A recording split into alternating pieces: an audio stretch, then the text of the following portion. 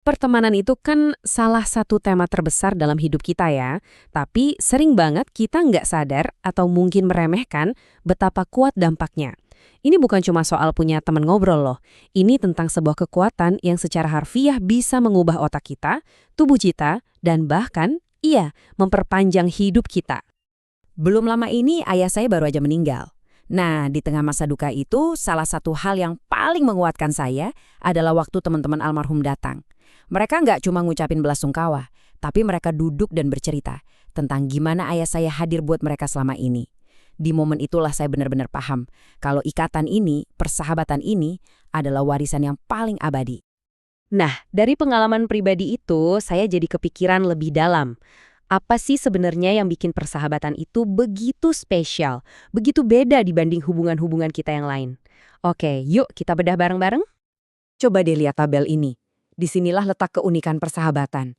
Beda banget sama keluarga yang seringkali ada hierarkinya, atau hubungan kerja yang sifatnya transaksional kan? Persahabatan itu basisnya sukarela dan setara. Kita secara sadar memilih orang-orang ini untuk ada di hidup kita. Nggak ada ikatan biologis atau kontrak yang memaksa. Kalau mau pergi, ya tinggal pergi. Tapi anehnya, banyak banget yang milih buat bertahan. Terus apa yang bikin kita bertahan? Nah, para psikolog mendefinisikan persahabatan yang berkualitas itu sebagai hubungan yang sukarela dan timbal balik. Kuncinya ada di beberapa hal. Perilaku prososial alias tindakan yang niatnya buat kebaikan bersama, terus ada kesetiaan, keintiman emosional, dan yang paling penting dukungan yang konsisten. Jadi bukan cuma sekedar kenal, ini ikatan yang dalam banget.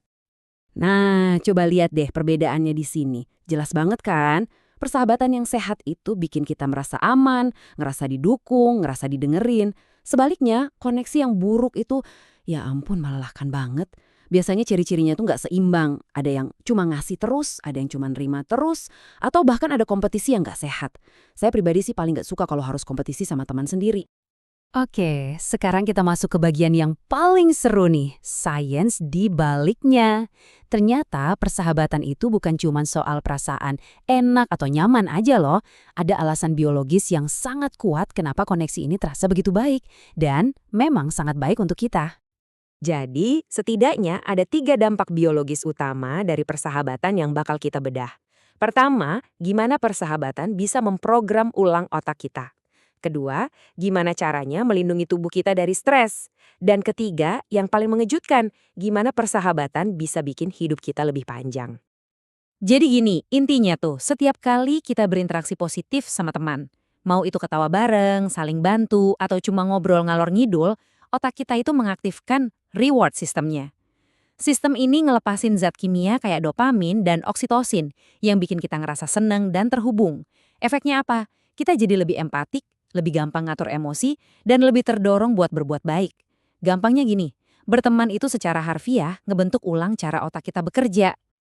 Ini nih yang keren banget dan ini menggambarkan hipotesis penyangga sosial atau social buffering hypothesis. Kehadiran seorang teman itu benar-benar bisa mengubah cara tubuh kita merespons stres. Tantangannya sama persis, bukitnya sama curamnya. Tapi karena ada teman di samping kita, persepsi kita terhadap tantangan itu jadi berubah. Rasanya jadi lebih ringan, tekanan darah lebih rendah, hormon stres kayak kortisol juga menurun. Tubuh kita beneran ngerasa lebih aman kalau ada teman. Sekarang coba perhatiin angka ini. 50%. Angka yang gede banget kan? Maksudnya apa ya? Ya, betul sekali. Sebuah meta-analisis raksasa yang meneliti lebih dari 300.000 orang menemukan fakta ini. Mereka yang punya ikatan sosial yang kuat punya kemungkinan 50% lebih tinggi untuk bertahan hidup lebih lama. Ini bukan angka main-main loh, ini dampak yang luar biasa besar buat umur kita. Biar lebih kebayang lagi ya, para peneliti bilang kalau resiko kesehatan dari rasa kesepian atau isolasi sosial itu setara dengan merokok hampir sebungkus rokok setiap hari. Gila kan? Sebaliknya, punya persahabatan yang kuat itu manfaat kesehatannya bahkan lebih besar daripada berhenti merokok. Jadi ini udah bukan lagi soal perasaan aja, ini adalah isu kesehatan publik yang serius. Tapi, ironisnya, di saat kita udah tahu betapa vitalnya persahabatan, dunia modern malah kayak bergerak ke arah sebaliknya. Tanpa kita sadari, kita sedang menghadapi sebuah krisis koneksi yang tersembunyi. Para ahli menyebutnya resesi persahabatan. Ini adalah istilah yang dipakai buat menggambarkan penurunan drastis jumlah orang yang punya teman dekat.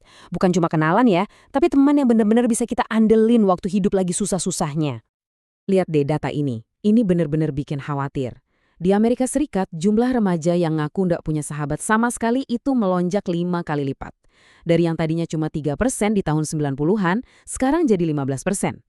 Ini adalah sinyal bahaya yang sangat jelas dari sebuah masalah yang makin meluas. Terus, apa sih penyebabnya? Ada beberapa faktor.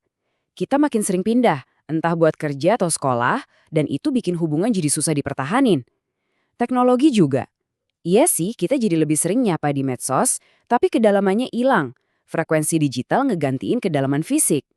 Dan yang paling bahaya, lama-lama kita jadi terbiasa sendirian, sampai kita lupa betapa kita butuh koneksi sama orang lain.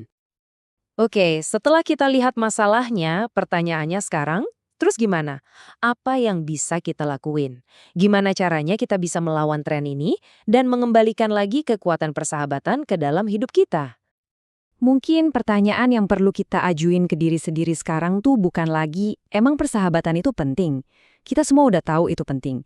Pertanyaan yang lebih dalam adalah, seberapa serius kita mau berkomitmen buat menjaganya?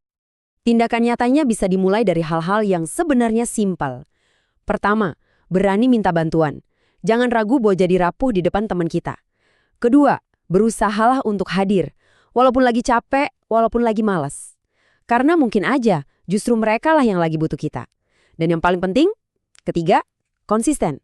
Kepercayaan dan kedalaman itu cuma bisa dibangun dari kehadiran yang ajak dan bisa diandalkan. Karena pada akhirnya, di dunia yang makin bising dan gak stabil ini, tantangannya bukan lagi nyari orang baru. Tantangannya adalah gimana kita memperlakukan orang-orang yang udah kita pilih supaya mereka juga terus memilih kita.